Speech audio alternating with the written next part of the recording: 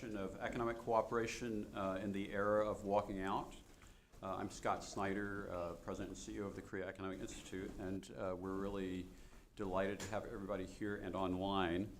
I do want to make just one program announcement before I introduce our panel, and that is that we have our forthcoming issue of Korea Policy, edited by my colleague, Director of Academic Affairs and fellow Clint Work, which we will be rolling out in just a few weeks. The forthcoming issue has two themes.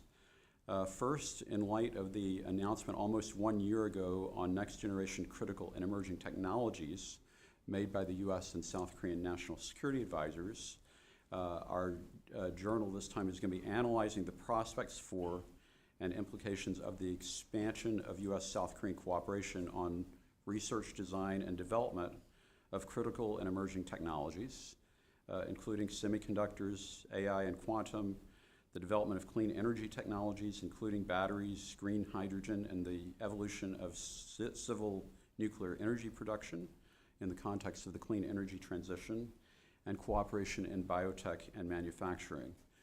The volume also has a second theme, emerging U.S.-South Korean cooperation in the context of the restructuring of the U.S.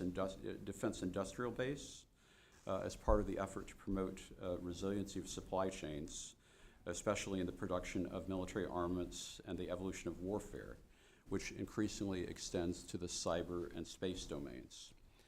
We cover all of that, plus a chapter on ways in which South Korea might be able to plug into Pillar 2 of AUKUS with its focus on joint R&D and cutting-edge military technologies. And so this builds on programs that my colleague Clint Work moderated at UT Austin in October and also last week here at KEI. Those programs are on our YouTube channel, but we're also going to have the full Korea Policy volume digitally and in hand in the coming weeks. So I just wanted to mention that and encourage you to stay tuned for that. Today, I think we have really a perfectly timed program built off of the release of Michael Beeman's new book, Walking Out, America's New Trade Policy in the Asia Pacific and Beyond. And I think this is just such great timing to think about the direction of U.S. trade policy, where it's been, to provide context for some of the things that might be coming up in the context of the leadership transition from the Biden administration to the Trump administration. The book really enables us to frame a conversation in the context of broader U.S. trade policy over the past decade, from role of architect and engineer of the post-World War II international trade system to, and I hope this doesn't constitute any kind of spoiler, the era of walking out. And he also talks a lot about the experience of negotiating the revised chorus during the Trump administration. And so, by way of introduction, the author, Michael Beeman, is currently visiting scholar at the Walter H. Shorenstein Asia Pacific Research Center. From 2017 to 23, he was the Assistant U.S. TR for Japan, Korea, and APEC, where he led negotiations for the U.S.-Japan trade agreement and the updated U.S.-Korea Free Trade Agreement. And then as a discussant, we have Minister Yeo Han-koo, currently Senior Fellow at the Peterson Institute of International Economics, where he focuses on international trade policy, industrial policy, supply chain resilience, and economic security. He was South Korea's Minister for Trade from 2021 to 2022 and is a veteran trade negotiator with extensive experience in South Korea's Ministry of Trade, Energy, and Industry and Energy. Minister Yeo has worked on climate issues and also was part of the World Bank Group's Senior Investment Policy Officer in the Investment Climate Department between 2010 and 2014. And our own economic policy analyst, Niels Osterberg, is going to moderate this discussion. So I'm not going to walk out, but I am going to sit down and turn the program over to you, Niels. Thank you so much, Scott, and thank you for the kind introductions. It is an absolute pleasure to have both of you here today. We're very excited to hear, the unique perspectives of having the two of you on the same panel, and we look forward to our discussion. And a special thank you to all of you as well who are here in the room, and everyone tuning in online as well on the YouTube channel. We're delighted to have all of you here. So I thought I would start off, Michael, with asking you, about the name of your book, Walking Out, and if you could maybe define what you mean with that in the context of the book and negotiations and trade and America. Sure, absolutely. Thank you so much for the invitation, to Scott and to you, and for the opportunity to come here and really to share a stage with a former counterpart who went on to much bigger and better things. The term walking out, there's no U.S. policy official in the last administration and this administration on Capitol Hill now who would believe or argue or agree with the statement that they were walking out on U.S. trade interests. That's not the point of the title. The point of the title is the idea that the United States is walking out on the status quo, on the past, on conditions or terms that the U.S. used to support but no longer endorses or is ignoring, or some other condition, basically, that is necessary to change the status quo, to make different choices about what U.S. trade interests are, and to exercise them with new policies to go in a different direction. So it really is, walking out is typically, for trade negotiations, is an act of protest. That's the more dramatic kind. I've done that before. Sometimes it's absolutely necessary to do that. Walking out also can be more subtle and less obvious, essentially. So, for example, not agreeing to meet with your counterpart until some condition is met, or just, ignoring them, or kind of, staying away from providing positive momentum until you get what you want, basically, in some fashion. So this is what I'm trying to explain. Oftentimes, though, walking out, when you are pressed in this way, you're pressing your counterparts or the world or others in this way, what you get effectively after you walk out, unless you have leverage or you have some kind of something to hang over or momentum to push in the direction you want, what you essentially get is walking away. And so in many respects, the U.S. is walking away as a default of walking out in trying to change some condition or situation about trade. So what I tried to write the book was to explain what happened to U.S. trade policy. Why is it that what we look at today is so fundamentally changed and different, and the decisions that are being made about trade so at odds with much of what the United States promoted for 75 years. After the war, the vision for the post-war trading order, and now we're walking out on that vision, walking out on the rules that the United States supported and tried for decades to get past, walking out on trade agreements or walking away on trade agreements, walking out on developing countries in terms of, for example, not renewing the tariff preferences for developing countries, the GSP. It's been 4 years and Congress still can't come to an agreement on renewing those preferences. So there are many multiple examples that I try and draw out in the book, including a whole chapter on TPP and what happened and why that looked and went down the way that it went down, in order to make the case and to explain the similarities in the approaches between Republican and Democrat, the new right, so the new Republican, the Trump party of the Republican Party, and the progressive left, which is the new party of the Democratic Party on trade, at least, and to explain where those similarities are and why they are similar on the one hand, and why there's so many differences on the other hand, and to bring that out in the course of the book. So that's what I attempted to do. Yeah, no, fantastic. I was also thinking maybe if you wanted to expand a little bit on, you talk about the 4 pillars that America has walked out on, in terms of sort of ceasing to pursue trade liberalization, non-discrimination, and national treatment and the dispute settlement. Would you want to maybe expand a little bit on some of the core ways that within each pillar that America has walked out on those? Right, absolutely. So, I mean, trade liberalization is the easiest because neither administration, the last 8 years, have engaged in what were traditionally either plurilateral, so multiple country, or multilateral trade liberalization negotiations. The Obama administration left some on the table when it departed office in early 2017. There was the trade agreement on services that was under negotiation. There was an agreement on environmental goods liberalization that was under negotiation, basically trying to take the scraps from the Doha round and find a way to push forward. And neither administration has both have not only ignored or walked out on those and just left them to die.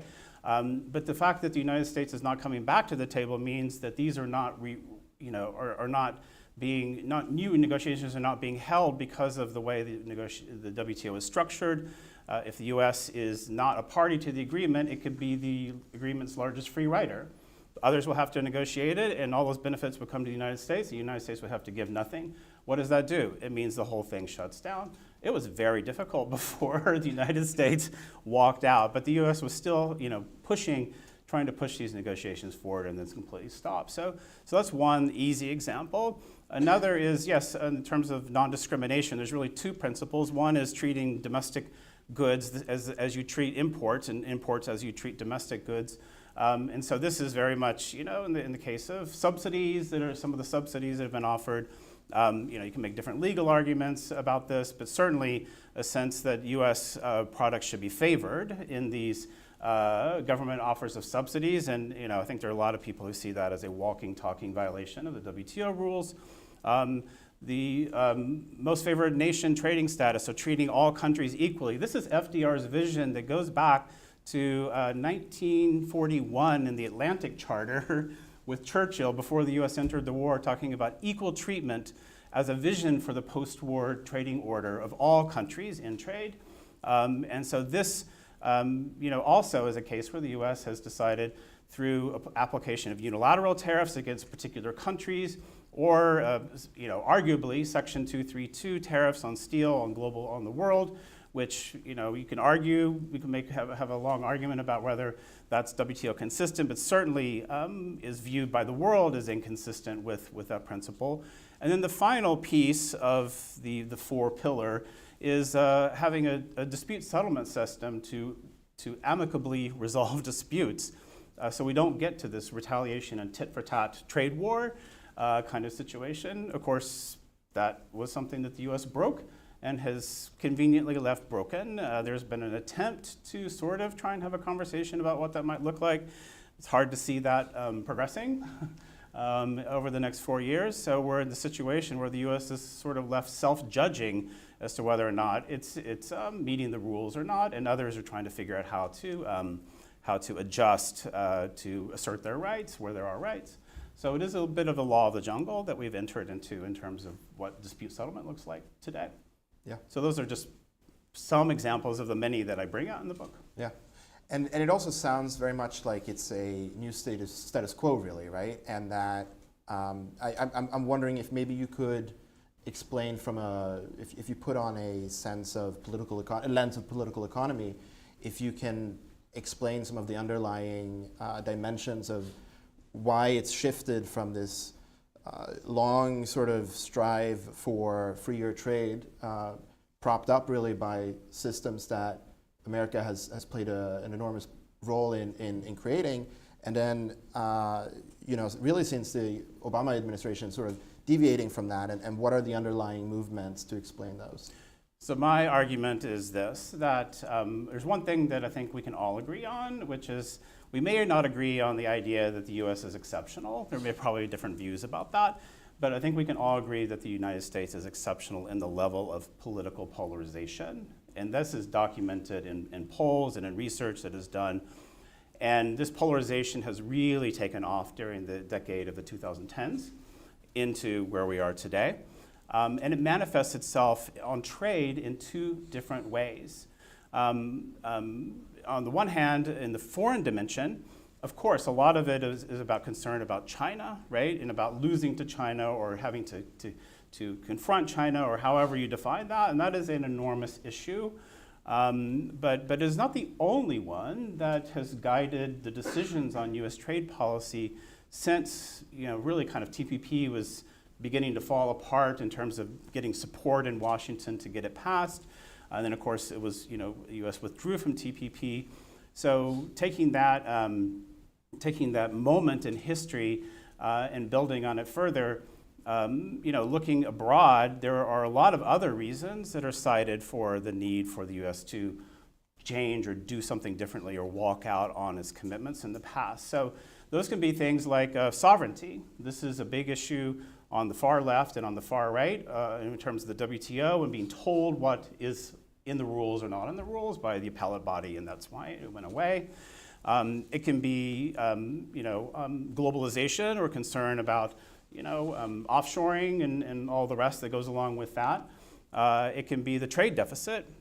This I don't need to explain how former President Trump, President-elect Trump feels about the trade deficit, but it was also a very big issue on the progressive left, and a lot of think tanks in Washington talking about the trade deficit as a net loss to U.S. jobs and the perception that this was draining America of what should be rightfully its own and needed to be protected. So this is where you get the commonality. This is where Bernie Sanders sounds like Donald Trump. In this external foreign dimension of trade, looking at the U.S. and how and what is being taken from it in terms of trade by other trading partners. But it's also not just other trading partners. It's also in both these far left and far right, or new right and progressive left, however you want to call them, is also manifests itself in terms of how they view multinationals.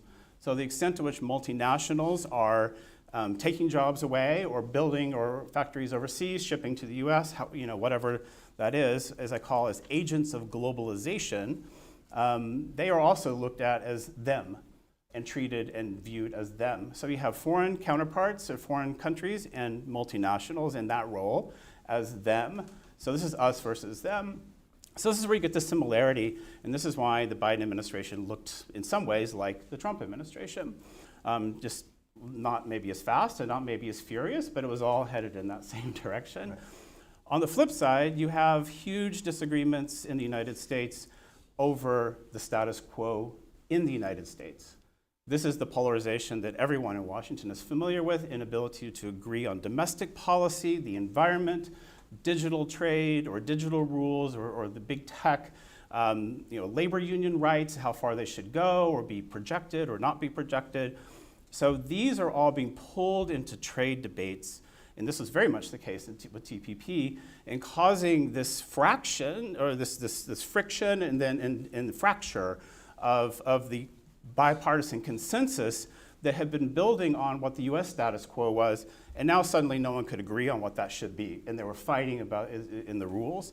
So you get this split. So this is where you get the conflict, and this is where you get flip-flopping when it comes from the Trump to the Biden administration.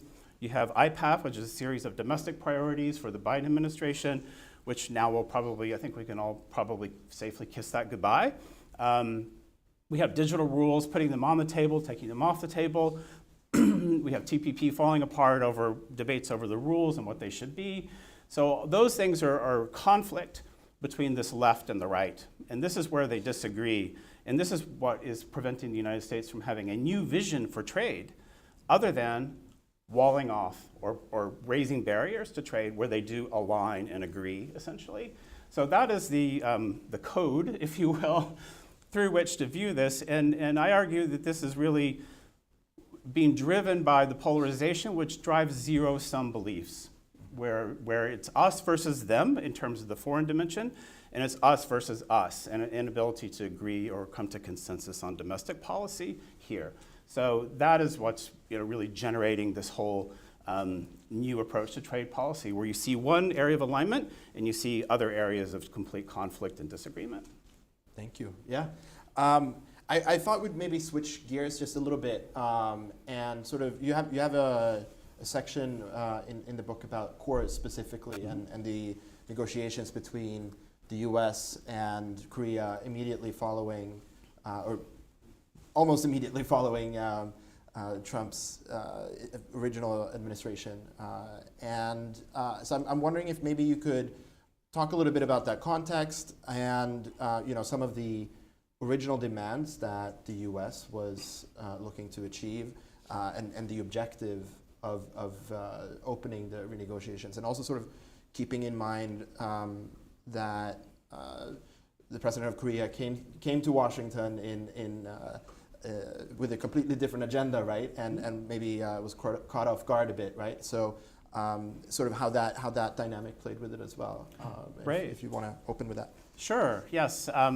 Much not known to our Korean counterparts at the time, but as I mentioned in the book, and all this is written there, within days of the new Trump administration, we were visited by the White House team that was responsible for trade at that time. At that point, Ambassador Lighthizer was not confirmed. He wasn't confirmed until May.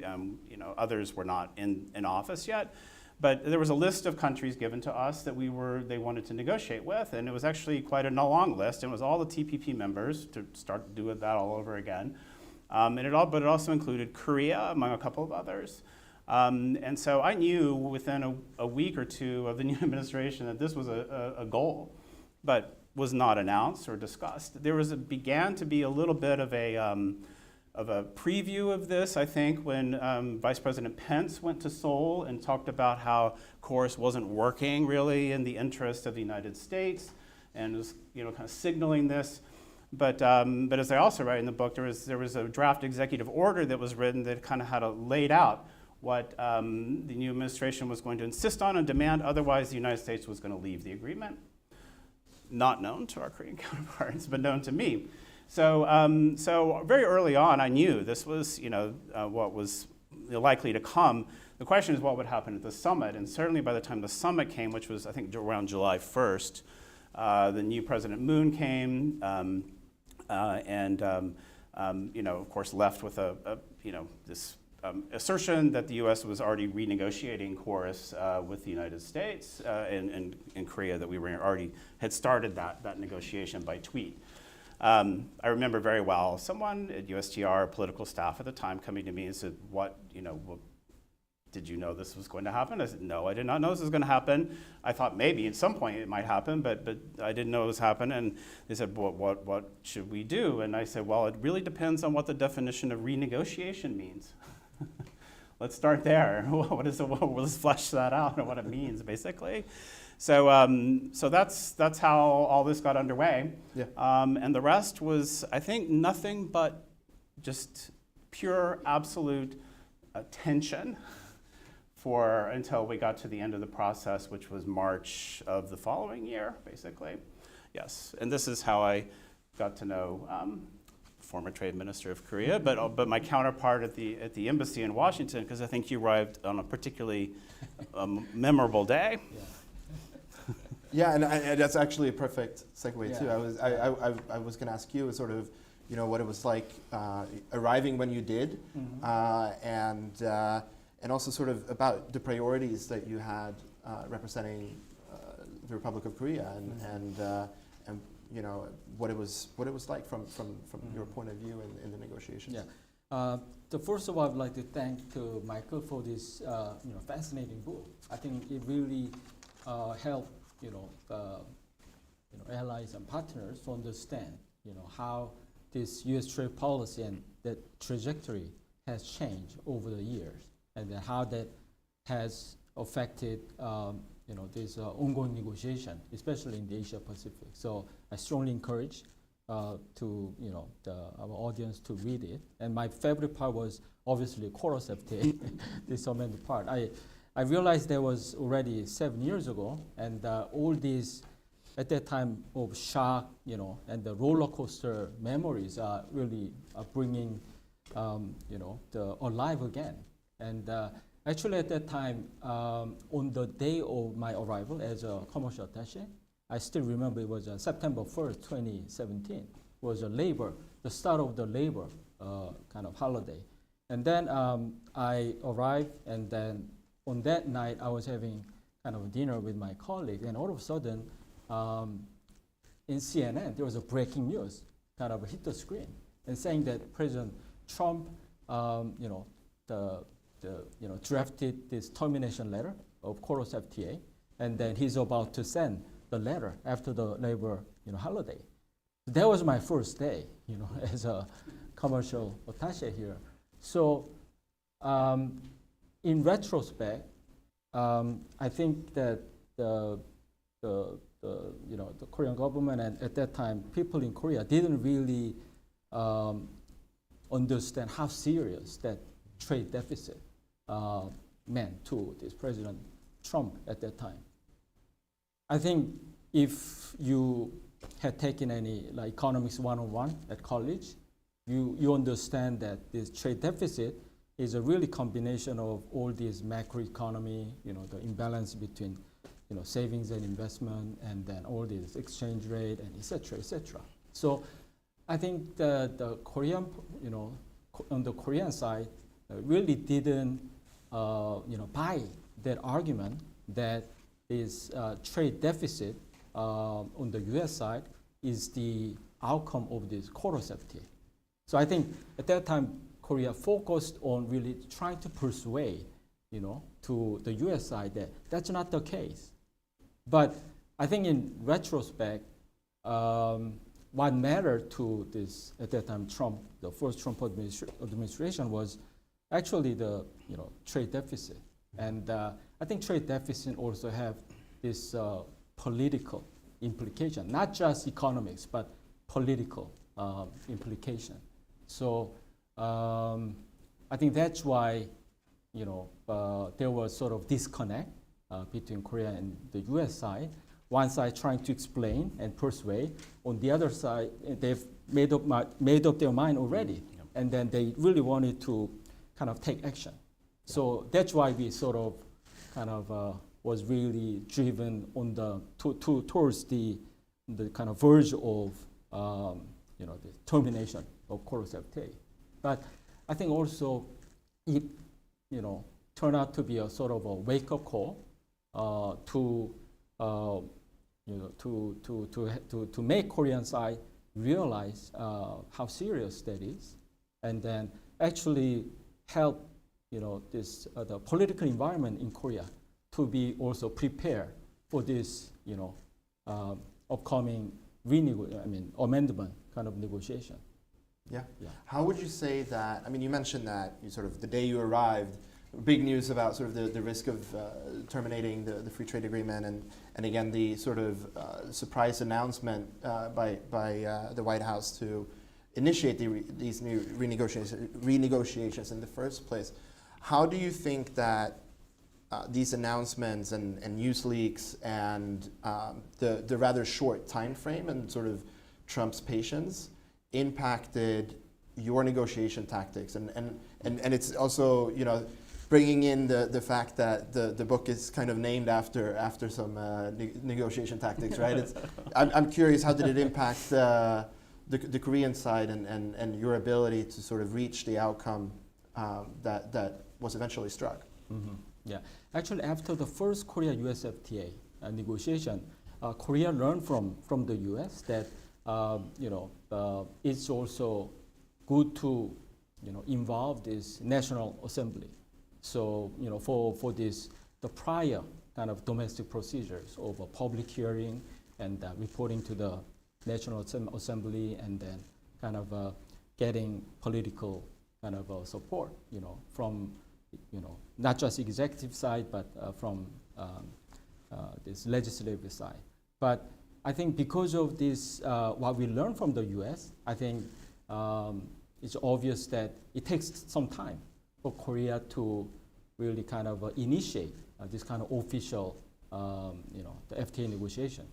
So because of that, I think the Michael really vividly described all the detailed process leading up to actual launch of the official meeting. But it took almost kind of several months, from the time when the former president really announced unilaterally without any coordination with the Korean side that actually U.S. is renegotiating, this the trade deal. So from that moment up to really actually officially launching this negotiation, it took almost 7 months or so. So I think that is another kind of a lesson that we can learn about how to manage this kind of the process. You touched a little bit as well, Han-koo, on the trade deficit and sort of a disconnect in the view on this as well. One thing, a particular driver of that deficit is, of course, automobiles, right? And I think you mentioned in your book around 90% of that goods deficit is really attributed to autos. This was a core component in the negotiations, right? There were some other aspects as well. I think both countries wanted to address the ISDS, the dispute settlement mechanism on investments. I'm wondering if, and there was also a goal from the U.S. to address sort of currency manipulation, right?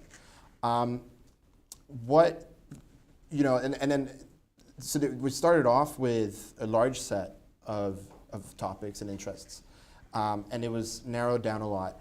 How do you, both of you, sort of view this from the outcome and the stability of this outcome, and sort of again, if we put on the lens of political economy, there was maybe some disappointment from some groups in the U.S., I think, right? Especially on the auto manufacturing and imports. Does that sort of create more risk that there might be another round with Trump 2 of another round of renegotiations? And how do you view the sort of what turned into a long wish list from the U.S. into a more condensed version? And also feel free, of course, to discuss sort of the more specific parts of that outcome. Do you want to start first? Why don't you? Oh, should I go first? Okay. Yeah. Right. So so just to be clear about different than Korea's case, because of course has an implementing bill as well that went through. There were certain authorities under the implementing bill that allowed for the administration to change some of the terms and to update and revise. And all of the procedures to do that, to put that into effect, were actually on the back end of the negotiation. It had to be notified and a study done and that kind of thing. So as much as Korea was in the squeezed on the front end to go through the procedures and do so in a way that didn't that obviously tried to avoid arousing too much public opposition and opposition in the National Assembly. We were just waiting, and so because we knew we had this authority, and so when we finally could start the negotiations, it was right after the new year of 2018, officially on both sides. You had the authority, and we were ready to go.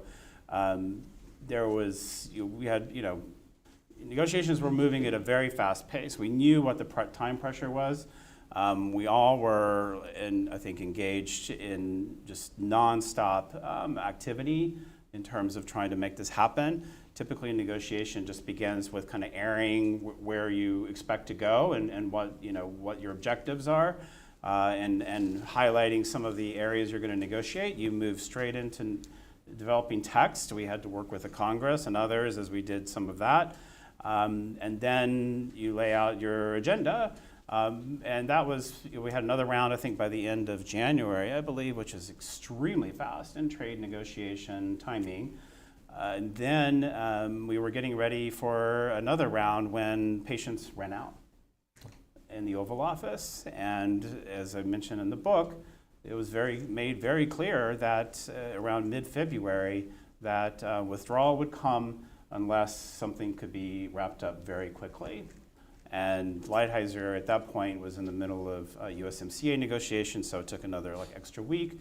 But very quickly, the Korean side came, and so there is a deal or there is not a deal, and that is really why that acceleration happened and why there was a rapid shift in the scope of the negotiations that really narrowed them down to what was put forward. So there was a lot of, certainly I would say the auto industry was pleased that one of the outcomes, which was the extension of the tariff on trucks, the 25% chicken tax tariff that was supposed to start phasing out the following year, but which was extended for more than 2 decades, basically, into the future. So that did stem some of that, and there were some issues involving offensive goals of non-tariff issues or other ways in which the course agreement was functioning to promote U.S. vehicle sales in Korea, to add to those that have been learned through time that were problems and it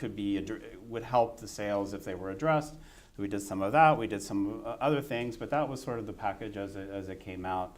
But it was all under the pressure of the clock, and it was then or kiss it goodbye. Right. And that was real. Yeah. I think in a sense, really this kind of fast-paced, negotiation under, huge kind of pressure turned out to be useful for both sides. I think first, it really helped kind of manage expectation, and then also really kind of focus on the key elements that the give and take that each side really need, and then kind of leaving all the rest, the behind. And then also, as I mentioned, in a way, this sort of preparation period took almost 6-7 months, whereas the main official negotiation was really fast. About 3 months, like 3 or months. So 2.5 months. So I think in a sense, this kind of to have had this long period of preparation was not, useless. In a way, I think it was useful because during that time, I think each side,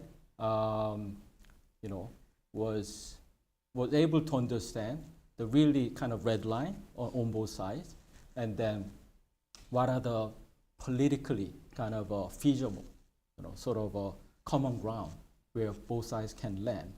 And as also at that time, the Korean side really, very, very actively did these outreach activities into the members of the Congress, especially a lot of these Korean businesses have invested in many of the Republican states, and so reach out to the state, governor's office and senator and representative, etc. So I think if you really tally the total number of members of Congress that the Korean government has reached out, I think it was really record breaking. So I think I talked with some kind of previous negotiators from the original Korea-U.S. FTA negotiation. They say, the difference between this 2018 negotiation versus this original one is that in this original negotiation, was it during the Bush administration? I think this really kind of a working level, professional negotiators really played a big role. So maybe 90-95% of all these negotiations were done, and decided, concluded by this at that level. And then just remaining, 2-3% is go up to the, minister or even, the leaders level. So there was a bit more kind of straightforward, the negotiation. But in this amendment, process, as I said, negotiating with USTR is one thing, but almost as much effort and energy were put into reaching out to all these members of Congress, and then, beef association, pork, soybean, all this business community. And I think they really at that time, this advocate do no harm. Because the Chorus FTA, this tariff cut was really, progressing. And then, they were not unhappy, with the kind of improving the market access they were, getting at that time. So I think some of the lessons that we can learn in the context of this IRA, CHIPS Act. Many Korean businesses and Korean people are nervous about what's going to happen, to those. But I think they are really kind of reaching out to these members of Congress and the state level. I think that would be also a very important pillar of all these dynamics. Yeah, no, absolutely. Yeah. Thank you very much. I also wanted to ask you, so auto manufacturing maybe still remains an important topic, right? What are, if there were to be future negotiations on trade, what would be some of the topics where there might be some opportunities? There are a couple of sort of more strategic sectors. Shipbuilding is a theme that I hear that reoccurs in discussions here. There's of course semiconductors, and I'm wondering if you see some opportunities as well, and also coming from the perspective of U.S. and Korea being allies. Yeah, please. I think this Michael brought out what happened during the first the summit in 2017, June 2017. There's all the kind of drama unfolding in relation to the renegotiation of COROS-FTA. I think in Korea it was widely reported that in the first kind of a congratulatory phone call between the President Yoon and President-elect Trump. The former President Trump, he mentioned the shipbuilding, spelled out shipbuilding as an areas where U.S. really need cooperation from Korea. I think it is a really good hint that what kind of a thinking behind that the remark is. So I think if we look at from the bigger kind of picture perspective, I think what is the most urgent in the upcoming U.S. administration, from my point of view, is that really rebuilding, manufacturing sector, in the semiconductor, batteries, there might be some changes in the EV sector, but I think this is a future technology. So I don't think the United States can give up on this technology, and shipbuilding, and defense industrial, the base. I think those, and also this geopolitical rivalry with China. So I think those are the things that probably U.S. policymakers are preoccupied with, regardless of the left side or right side. So I think that Korea could play a very valuable role in sort of bridging the gap between the ideal place where U.S. want to be and the reality where they find themselves in right now. So in that sense, I think also there are the many kind of regulations or sort of kind of a gap in terms of where the Korean companies, in terms of the regulatory framework in which Korean companies can really do business in Korea in those sectors, I think there are still a lot to improve. So, for example, this the reciprocal kind of defense, the procurement agreement, that has been sort of a stall between the two countries. I think we need to really accelerate and really conclude that as soon as possible, so that this private sector in the defense industrial sector could really kind of boost this mutual cooperation. Yeah. That's one example. Yeah, fantastic. Yeah. I think that's, I think you've listed off really a lot of great points, Han-koo, in terms of the priorities that the administration has. But I think you led with maybe the most important point, which is to listen to what they say they want first also. Korea and other countries have a lot to bring to the table that may fit in the way that you have described. They could fit in the way that he described, but I guess the question is, what are the core priorities of the new administration, and where does that all fit, and where can it fit? And I think I kind of view the starting point a little more, what's the word?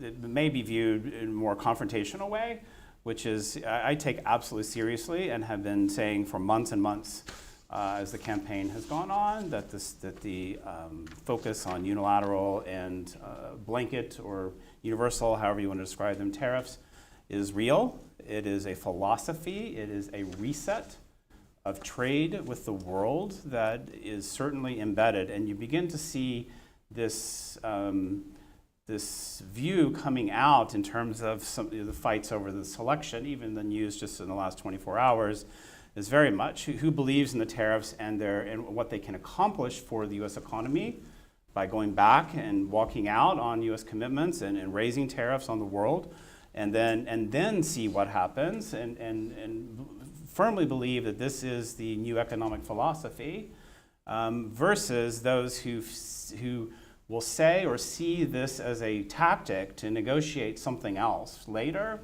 And I think there is a real divide in this space in individuals who may or may not have different appointments in the new administration. But certainly there is some hold very deeply and dearly this idea that there needs to be a reset on trade with the world. And this, they went through the first administration, they used a certain playbook, and I think they've learned from that a great deal. They started there, and some feel that the next step is the one that they didn't take in the first administration, and it's time to start with that, and then see where things fall out. So that will bring a lot of domestic pushback in the United States, all these interests that have either export interests or other interests overseas, and it may cause quite a lot. And we'll see how it shakes out.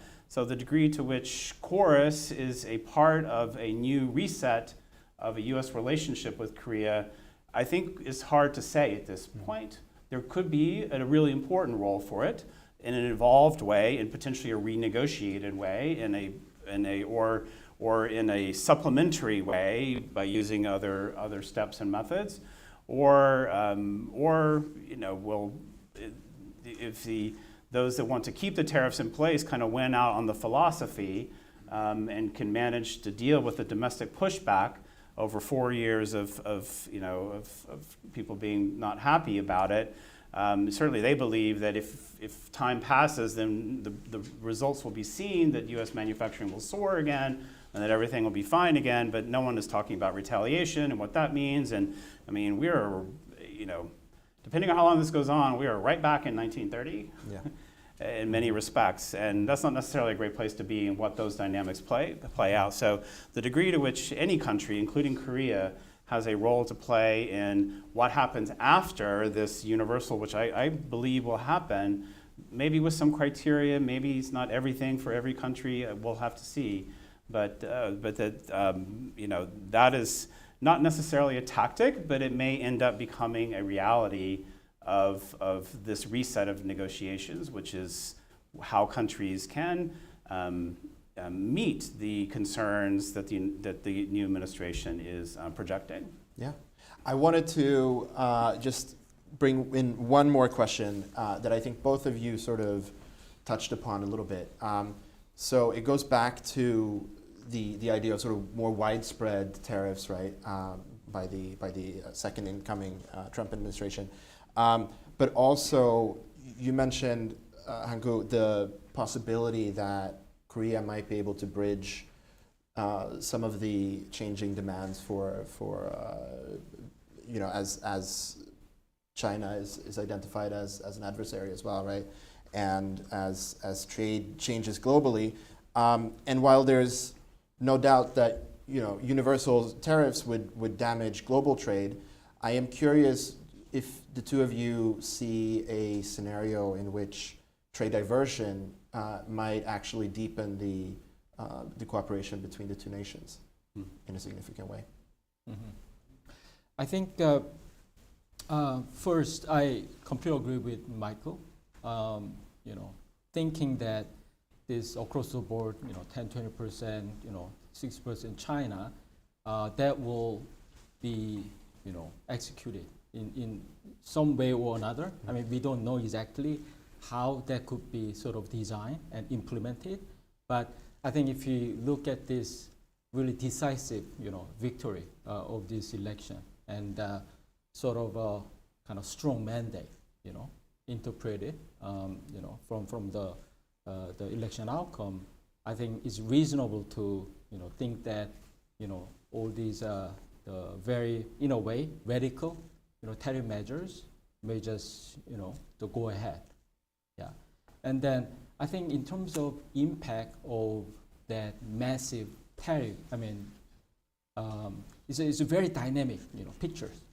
So all this trade diversion between, the U.S. and allies and partners, but also, kind of changes dynamics between China and other countries.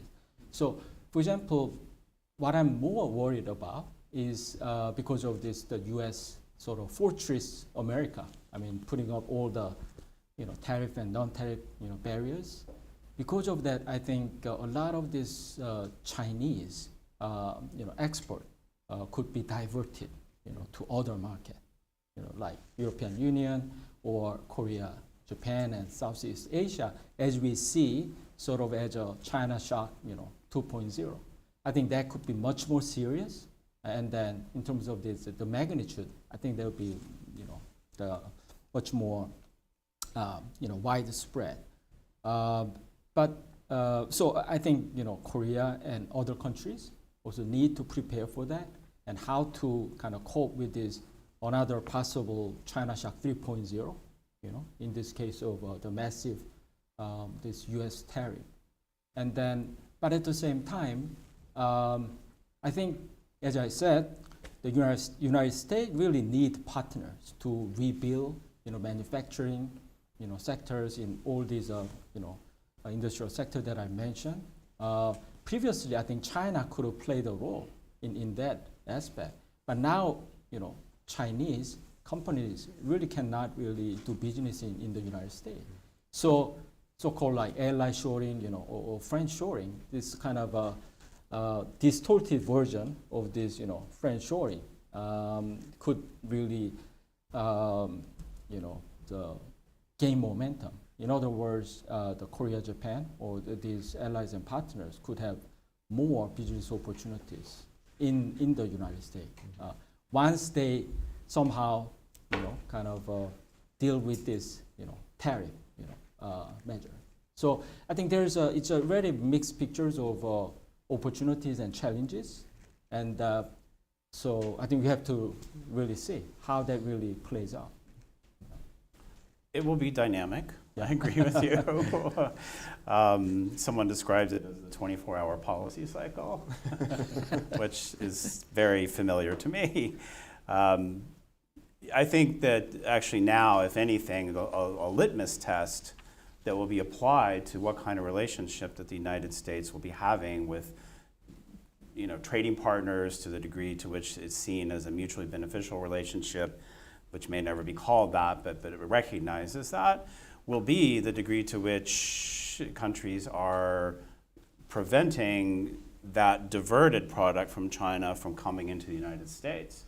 We're already seeing that. Of course, it's coming up on both sides of the aisle as a rising concern in how trade commitments and agreements can be rewritten or just enforced in a way that will prevent that, and the degree to which countries are actively preventing transshipment or duty evasion, et cetera, because China will get the higher tariff. That's absolutely true. Mm-hmm. To start with, at least, we'll see who else ends up in the penalty box. Mm-hmm. But certainly to begin with, and then so the degree to which that door has been shut was going to be a major, as I say, kind of litmus test of what a constructive trade relationship could look like with even allies, basically. Mm-hmm. So I think that's certainly the case. I think another area that's going to come into lightning view is, and I'm just going to say it because I think it's important, particularly in a place like this, is the issues of the not only the trade imbalance but also the current account and, massive imbalance and in currency issues, and certainly the view that that is part, and there are economists who do agree with that, the currency misalignment, however you define it or however you see it, is a part of this macroeconomic, can contribute to this macroeconomic imbalance. It is savings and investment, as economists say, but it's also this other piece, so it's not just that. So I think that also is going to come very sharp into focus. So that, I think, will be another litmus test that will kind of be applied to countries as to whether or not what kind of relationship the United States wants to have over the next 4 years with them in this context. So that will be another lens to look through.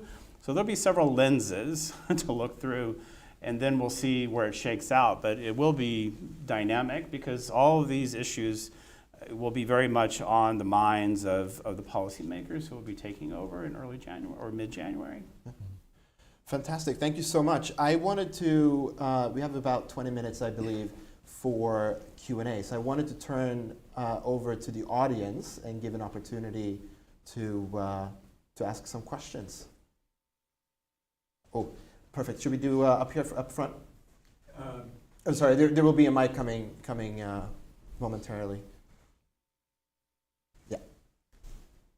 And if you don't mind just presenting yourself, introducing yourself, and then Sure. sharing the question. Thank you. James Fothery with the GR Company. Kudos to you all for a really insightful, excellent conversation. I was at the U.S. Chamber during the times that Michael and Han-koo were describing, and I don't know if I'm getting PTSD or an acid flashback, but it reminds me of the things that we all went through, and I think, Han-koo, you really touched on it quite well, how Korea learned to work with state and local leaders, members of Congress, but we in the business community, I remember we did coalition meetings after coalition meetings to make the point about how there were implementation problems, which we talked about with the original course agreement, but that it was on balance in our mutual best interest. And so in light of what you're describing as what's likely to come, can a similar effort, if it's well coordinated and focused, and there's actually a really good story to tell.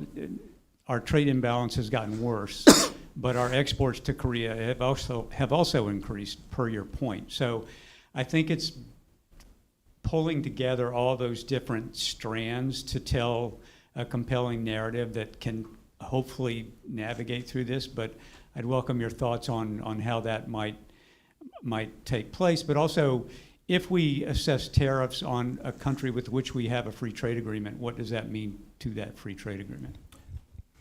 What that means is it's a unilateral renegotiation. Yeah. And the word free isn't applicable any longer, or at least until that is reset in some fashion. Yeah, mutual. You're right. U.S. exports have increased. Korea exports have doubled. I think it's the U.S. I believe U.S. exports have increased by like 50%. I believe from kind of back from 2014 to last year. I think that's the number. And then, but by 50%, but increased by 100%. From Korea basically. So the trade deficit has ballooned as a result of that. And this is, I guess, to my point about how there's a view of this in a very, if you view it in a very zero-sum fashion, this is a loss, basically, and this is the way it's being viewed and seen. So that is, I think, a starting point for the administration and the desire to reset, and I think that's the right word here, attempt to reset trade with major trading partners, particularly those with large deficits, particularly those with which we have an agreement that they would claim is not working in the way it should be working, even though U.S. exports are up. They're not up as much as Korean exports are up. So the narrative, I think, comes in after the focus on reset, and I think to your point about some of the areas where there's a way to find a more common ground that is meeting the concerns of what this reset is trying to achieve. I think we have to hear that from the new administration. What are they actually trying to achieve here before you can actually know that there's a way to meet that expectation? And it may, you know, that may not be acceptable for some countries or any part of it or some of it. For other countries, it may be perfectly workable and acceptable, so we'll see. But I think that's the way I view it. So it's sort of we're going to start here and then we're going to talk, but may not negotiate. We'll see. No. I see a question over here. Yeah. I need a microphone. Oh, hi. Thanks. Well, I have sort of an alarmist question. Didn't the Smoot-Hawley tariff, isn't that credited with having a lot to do with the onset of World War II? I mean, couldn't holy hell break out if he really follows through with this incredible increase in tariffs for China, plus tariffs for Korea, which might have quite a negative effect on the U.S.-Korean alliance. I wonder if you could, I know this is an alarmist question, but I wonder if you could really take it from that point of view, but the implications for possible really exacerbating tensions to the point of war. Right. Sure. I mean, of course, the impacts are there. I think it's important to think, though, and this is something I picked up, in terms of how the incoming administration views trade. They don't view it as a part of foreign policy or foreign relations. But it is. They actually view it as foreign relations and foreign policy at the tip of the spear, if you will. So they put it right out in front. So in terms of defining a relationship with a country, it is not one of a cavalcade of other interests and alignments and the rest. It is very much center in the thinking about what that relationship should be or look like going forward. So I think that is the key thing to take away in terms of what it means for the alliance. The degree to which the alliance is strong and on good footing will, I think, in great part be substantially driven by how the reset and the trade relationship goes. I think that's where we are at this point, regardless of what any of us might think about it. Of course, there'll be pushback on that, without a doubt. There is a whole establishment that will feel very differently about that and push. But I think that is the more closer to the worldview. In terms of war and peace, this is something that would take some time to play out. Of course, Smoot-Hawley was came up as tariffs were going up and down, but generally up. So it was kind of an extension of a lot of other frustrations that were going on and other factors that were going on in the world at the time. So it wasn't the only factor in this whole piece, but certainly it does really gnaw at the foreign relations and the trust and the feeling of fairness, that the trading system has, and the FDR really tried to push away from, because he saw that the world was descending into this chaos, and that the lack of equal treatment was one of the reasons for doing it. And so that was the vision for what came next, and why the United States stayed adhered to those principles so strongly for 75 years. Yeah. I don't know if you have a alliance. I think as a kind of trade policy practitioner and trade negotiator, I learned that really trade policy is at the intersection of this foreign policy and industrial policy and geopolitics as well. And I think that from the U.S. policymakers really shouldn't lose sight of this bigger political kind of landscape, that this kind of massive tariff policy may have effect on. So, I mean, if you look at this Korea, Japan, and Taiwan, these are key allies and partners in the Indo-Pacific. They have been actually de-risking from China for the last 3-4 years. I mean, to look at Korea, Korea's for the last 20 years, Korea's export to China has been about 25%, and then Korea's export to the U.S. was just half of that, for the last 20 years.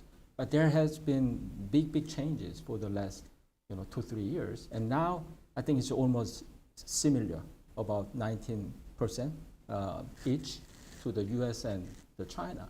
So what that means is that for many regions, this trade pattern, investment pattern, and the supply chains in Korea are shifting, from previous is China really rely on supply chain towards more kind of balanced. And that in that sort of landscape, the U.S. emerged, as a bigger kind of a more promising, partner for manufacturing, trade, and investment.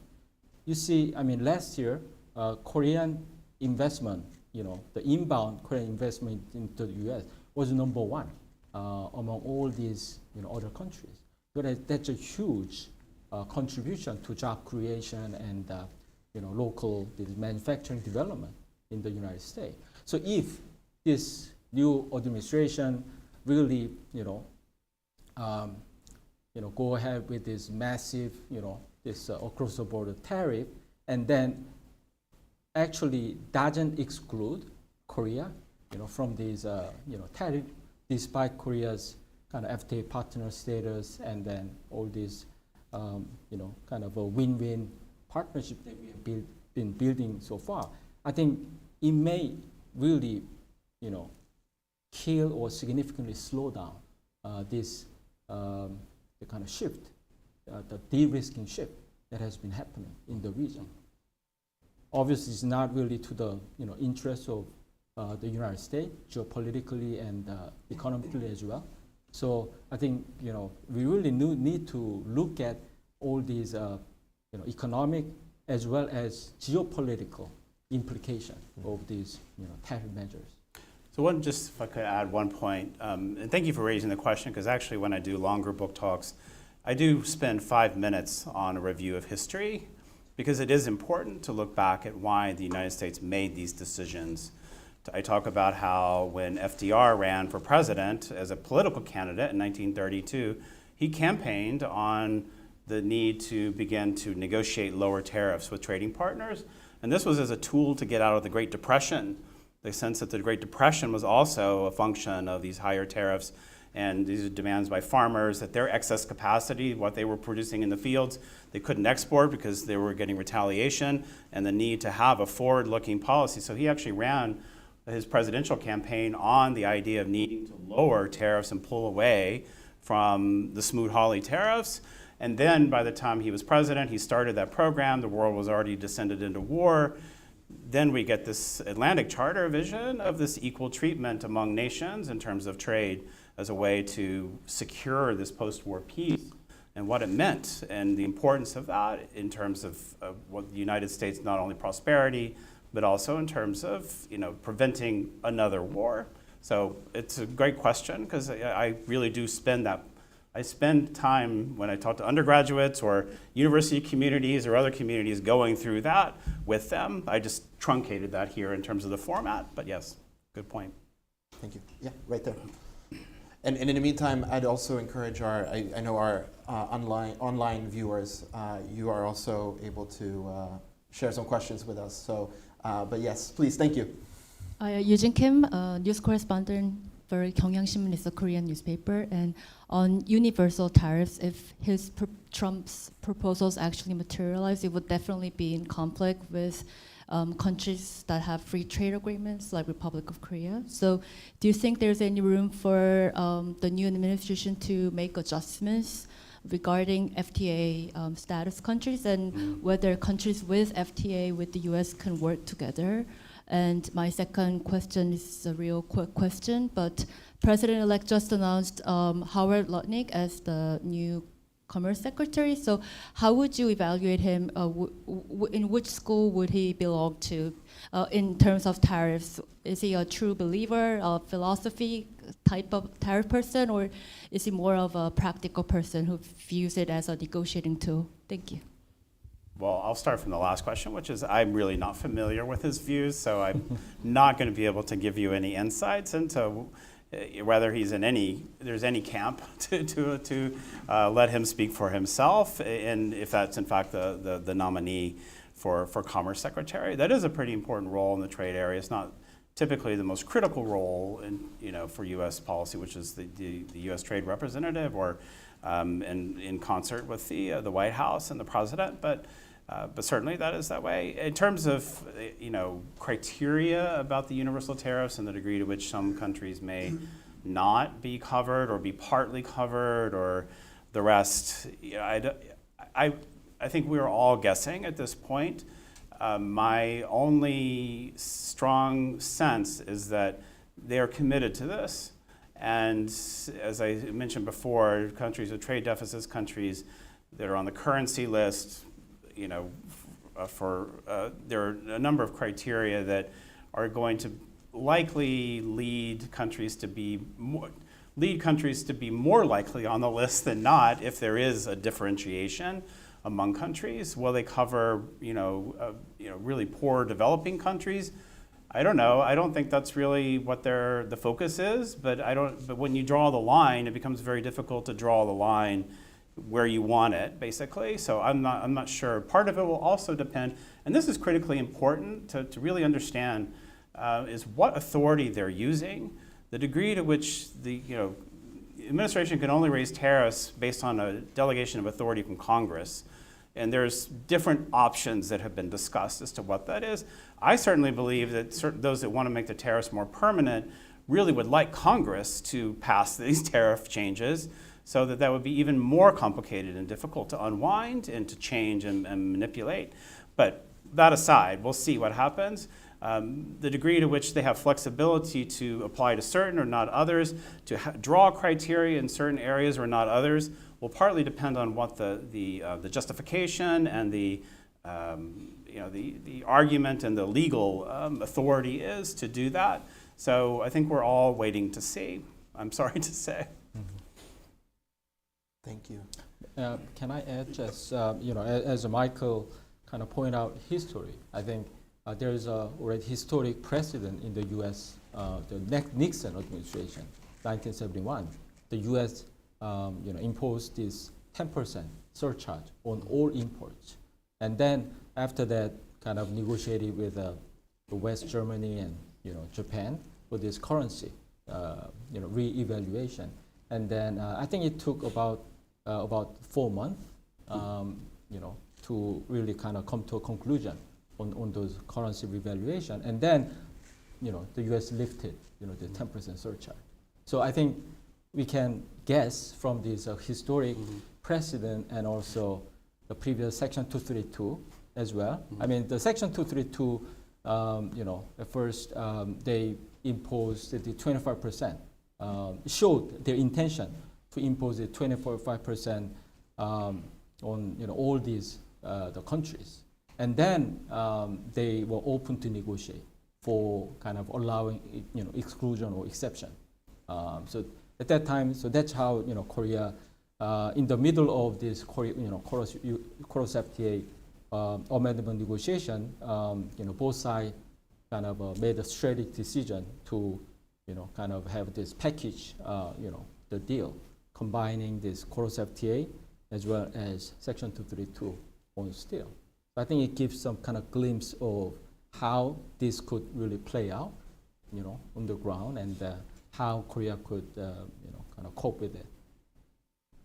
Fantastic.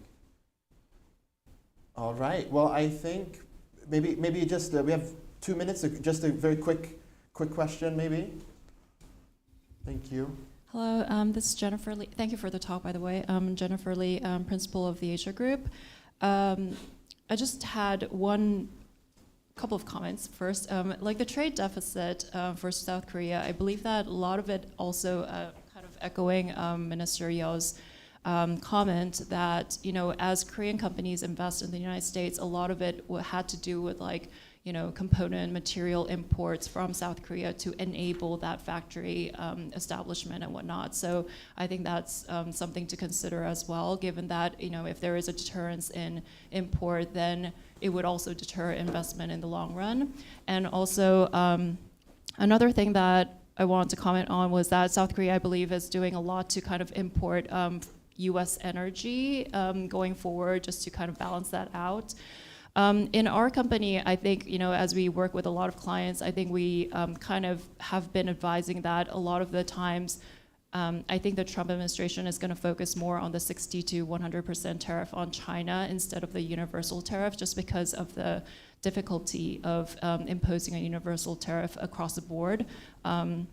And also, even if he does introduce it through executive order or other like Section 232 or 301, et cetera, just because, as you mentioned, they want something long run, and the Congress, we don't think that the Congress would approve it more generally, just because of the backlash from various allies and partner countries. So just want to share that with you. And in general, as a question, I know that USTR is, trade is very kind of like a specialized division, but at the same time, I believe that there will be a lot of interagency discussions on this matter.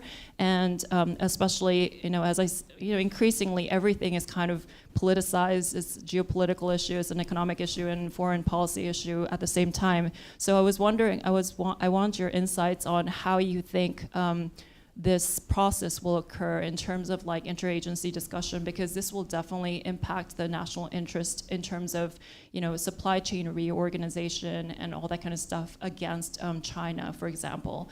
Like if by any chance, if U.S. goes after, let's say, India, Vietnam, Mexico, those with the high trade deficit numbers, then for example, if you're putting yourself in the shoes of a South Korean company that is looking to look at, China +1, China +2 in other countries, there is no way to go because that final product going into the U.S. will face tariff. So that is all very, very complex. And how do you think that those can be addressed, or your outlook in general? I can give you some very short answers. I know Thank we're you. on time. Yeah. First, on interagency discussions, I can only speak to the past, and the past was typically a very streamlined process that involved Ambassador Lighthizer walking across 17th Street to the White House and getting a decision. And there was not a lot of other interagency discussion. So that's number one. Number two, on energy, on the issue of the difficulty of applying universal tariff, I view it actually in the opposite direction. I view it as actually going towards simplicity, that a universal tariff is the way to start because it doesn't cause all these other decisions to have to be made, but that they are committed to that. So it's a simple tool to begin with, then it gets complicated after that. Third is the issue of components for factories and how it's affecting the trade with Korea. Korea can argue that, but the response that I can imagine that I can easily imagine being delivered is that, why aren't you buying that here? This is the whole point of the whole thing. Why are you importing all of this when you could buy it here to build your factories? And this is what we're trying to achieve. So I'm not sure how persuasive that particular argument will be. All right, I think that concludes our panel. Thank you all for joining today, and thank you to our panelists. We're really grateful to have had your insights today, and thank you for coming. Thank you so much.